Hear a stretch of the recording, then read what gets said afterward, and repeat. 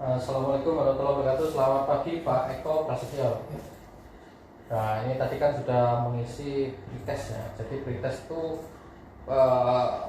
dilakukan sebelum saya mendapatkan materi apa itu yang namanya super driver skill dan super driver service. Ya, di sini yang dalamnya ini berisi pengetahuan tentang safety driver Pak, saat berkendara di jalan. Ini lanjut di gambar yang pertama Pak. Gambar yang pertama ini super driver service, super driver skill. Ini sudah diatur dari DMS Pak. DMS. Terus gambar kedua, daily inspection tool visual. Ini kedepannya ya. Jadi kita itu menggunakan bahan berbahan bakar solar Pak. Itu akan sama berhubungan nanti kalau berbahan bakar solar berhubungan di sistem Flatify. Yang kemarin kan sudah di training Pak. Itu penginputan BBM dan pembelian BBM itu akan dilakukan di sistem Flatify. Itu harus diinput, jangan sampai tidak diinput. Kenapa? Kalau tidak diinput nanti jadi bumerang. Pak Eko disuruh mengganti solar tersebut. Siapa yang mengganti Pak? Nah, seperti biaya-biaya operasional yang lainnya, biaya penyeberangan di pelabuhan itu sebelum melakukan closing harus diingat biaya pelabuhan, biaya tol, biaya parkir maupun kalau untuk tempel ban ditanyakan dulu. Biasanya ya biaya tol, biaya penyeberangan yang besar-besar itu di-input sebelum closing di mover. Nah, kalau sudah di closing belum di-input, ya otomatis mohon maaf ya itu Pak Eko harus mengganti biaya tersebut Pak. Nah, itu harus diingat, jangan sampai melakukan kesalahan sedikit karena menjadi beban Pak Eko ya. Terus lanjut di gambar yang ketiga, metode pengecekan kendaraan. Apa Pak? Balok. Nah, ini kan mudah diingat ya Pak. Metode pengecekan kendaraan apa? Balok. Jadi sebelum berangkat lihat bodi dan ban. Yang pertama dari bodi. Kita muteri bodinya mobil yang mau akan dibawa. Apakah ada kerusakan? Gak seperti yang terakhir kali Pak Eko pakai. Nah, itu kalau punya ada kerusakan. Nah, ini siapa? Jadi bisa lapor ke dispatcher atau yang bertugas. Ini siapa yang bawa ini kemarin? Kok bisa dari pusat? Nah, namun kalau tidak melakukan pengecekan tersebut, terus setelah pulang pengiriman ditanyakan driver lain, loh ini apa? Loh, saya nggak tahu loh. Bukan dicek ya Pak, waktu mau berangkat. Nah, itu takutnya menjadi bebannya Pak Eko. Nah, jadi sebelum berangkat dilihat dulu. Terus bannya tipis apa tebal? Kalau misal tipis dalam kondisi hujan, ya itu harus menyesuaikan. Pak ini bannya tipis, takutnya terjadi slip Pak. Terus ban serep juga dicek. Nah ini waktu berangkat ban serepnya ada apa enggak? Itu biasa hilang Pak. Hilang entah itu dipinjam dari lain ya. Terus tekanan bannya kempes apa enggak ya.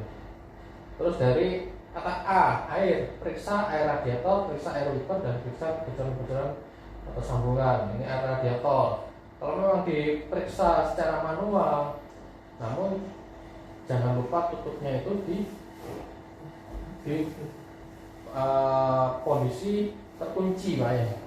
Misalnya tekanan dari air tersebut bisa kalau sebenarnya cuma ditutup aja, kena tekanan panas air tersebut waktu di jalan tutupnya hilang. Nah itu ya harus ganti Pak biar tutup lagi. Terus dari kelistrikan, periksa lampu-lampu, periksa air aki dan periksa sambungan aki ya. Namun yang pertama harus dilakukan periksa sambungan dulu Pak. Kendor apa sepan ya sambungannya Pak. Kalau terjadi kendor ya otomatis takutnya nanti akan ngefoam karena voltase yang ada di aki tersebut itu 24 volt bisa melelehkan timah yang ada Pak.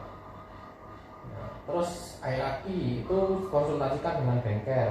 Pak ini air akinya kurang, nah itu nanti akan di input di sistem Flatify tersebut bisa diajukan ya. Terus lampu-lampu bisa kalau di sini itu lampu-lampu Pak, ini lampu dan isi dengan plat nomor. Nah, bahwasanya lampunya mati di sini disediakan. Soalnya lampu itu kunci utama keselamatan Pak. Nah, terus dari oli, periksa tetesan atau kebocoran yang ada di bawah kendaraan, level oli mesin dan level oli gardan dan rem. Nah, rem ini ya penting juga, semuanya juga penting Pak.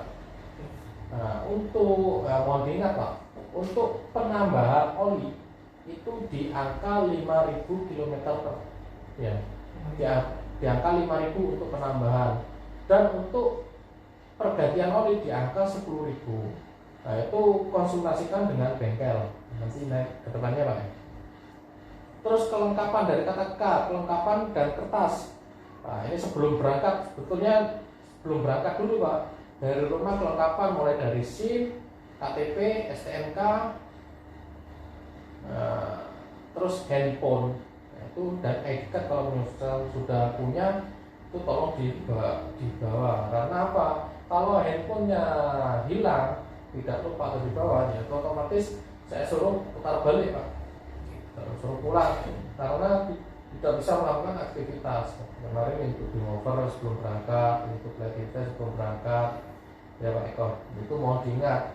Namun kalau misal HP handphonenya itu hilang ataupun yang terlalu hilang, ya otomatis keesokan harinya harus mempunyai entah itu pinjam dari sanak saudara ataupun kredit. Yang terpenting mempunyai Pak ya.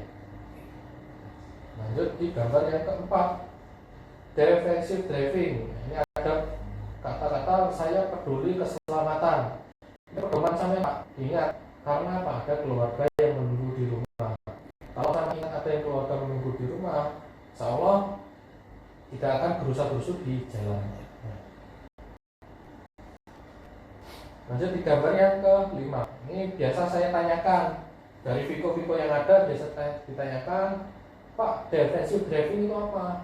Nah, defensive driving itu perilaku mengemudi yang menerapkan metode safety driving sehingga mampu mengidentifikasi bahaya dengan mengambil resiko yang paling rendah. Tujuannya apa Pak? Tidak menjadi penyebab kecelakaan, yang kedua tidak menjadi pemicu kecelakaan, dan yang ketiga tidak terlibat dalam kecelakaan. Ini metode safety ya, itu saya tanya, Pak Eko, metode safety saat berkendara itu apa Pak contohnya? Itu tadi pengecekan kendaraan sebelum berangkat, itu metode safety. Fokus akan berkendara itu juga metode safety. Hindari distraksi itu juga metode safety Pak Eko ya. Nah, karena apa? Yaitu peduli keselamatan saat bekerja. Nah, tujuannya tidak menjadi penyebab kecelakaan, yaitu harus fokus, tidak menjadi pemicu kecelakaan, ya cepat harus fokus. Nah, intinya harus fokus saat bekerja. Lanjut di gambar yang ke-6, contoh potensi kecelakaan. Ini ada yang tanjakan maupun turunan. Nah, tanjakan maupun turunan, potensi kecelakaan. Metode safety-nya itu apa Pak? Tanjakan, yaitu pengecekan rem sebelum berangkat. Rem ini fatal kalau kita remnya blong, jangan sampai Pak. Nah, itu pengecekan kendaraan sebelum berangkat, yaitu tujuannya di sini. Kalau turunan, kalau remnya blong ya fatal gitu. Terus ada yang kedua dari gambar kedua, ibu-ibu yang lighting kanan dan ibu-ibu yang lighting kiri, tapi beloknya sebaliknya Pak. Lighting kanan, tiba di belok kiri.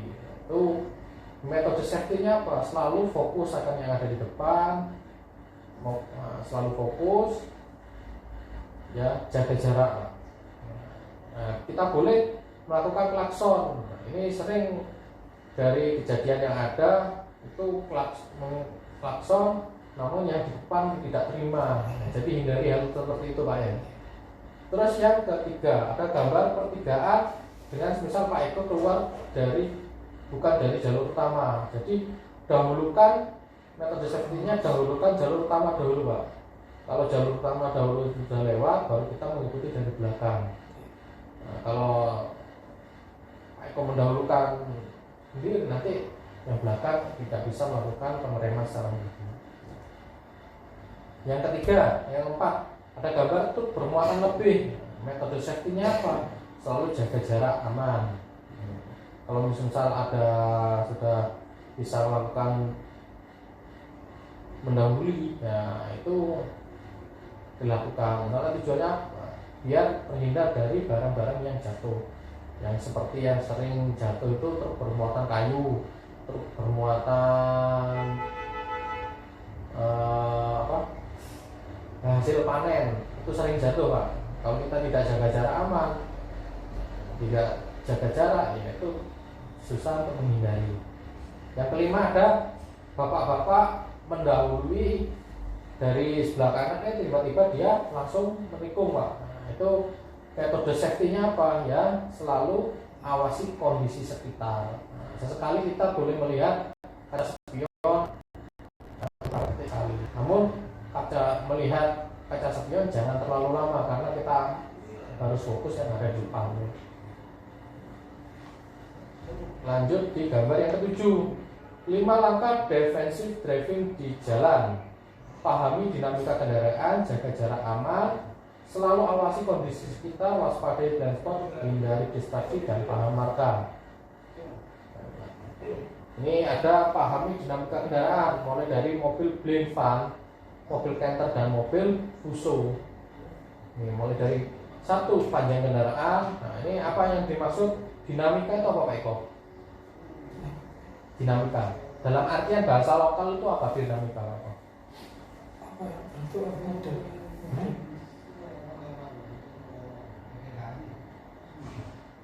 dinamika itu Pak Eko ya.